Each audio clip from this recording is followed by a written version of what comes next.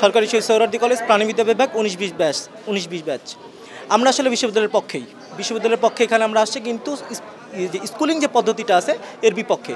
Schooling পদ্ধতি নিয়ে আসলে এখানে শিক্ষার যে মানটা সেটা সংকুচিত হয়ে যাবে, এবং আমাদের যে পুরান ঢাকার যে ঐতিহ্য, আমাদের সোহরাওয়ার্দী কলেজের যে ঐতিহ্য আছে 100 বছরের ঐতিহ্য, সেই ঐতিহ্যটা বিলুপ্তি ঘটবে। এবং শিক্ষার যে প্রসার পাবলিক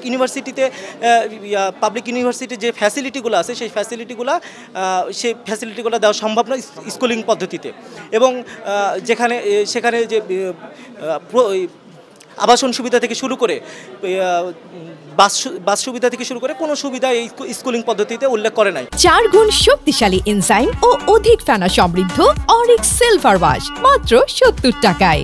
তো সুতরাং আমরা মনে করছি যে স্কুলিং পদ্ধতিতে যদি এই কোনো একটা ইউনিভার্সিটি হয়, তাহলে এটা শিক্ষার মান প্রসার তো দূরের কথা, পাবলিক ইউনিভার্সিটির নামে একটা শিক্ষার মান একটা সংকুচিত হয়ে যাচ্ছে। তাই আমরা চাচ্ছি যে এটা স্কুলিং পদ্ধতিতে কোনোভাবেই যেন এটা ইউনিভার্সিটি না হয়।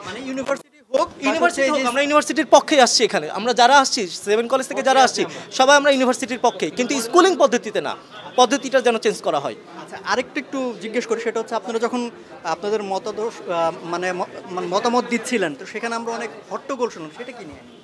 আসলে এখানে আমরা প্রত্যেকটা প্রতিষ্ঠান থেকে 6 জনকে নিয়ে আসার জন্য চিঠি দেওয়া হয়েছে, 6 জনকে করে প্রতিনিধি পাঠাবে। তো এখানে মন্ত্রণালয় থেকে এক্সট্রা করে 2-3 জনের নাম ইস্যু করা হয়েছে, যেগুলা বিশ্ববিদ্যালয় প্রশাসন জানে না বা আমরা সাধারণ শিক্ষার্থী জানি না। এটা নিয়ে একটা চেনা অপরিচিতদের নিয়ে একটু হট্টগোল সৃষ্টি হয়েছে, এতটুকুই। ধন্যবাদ।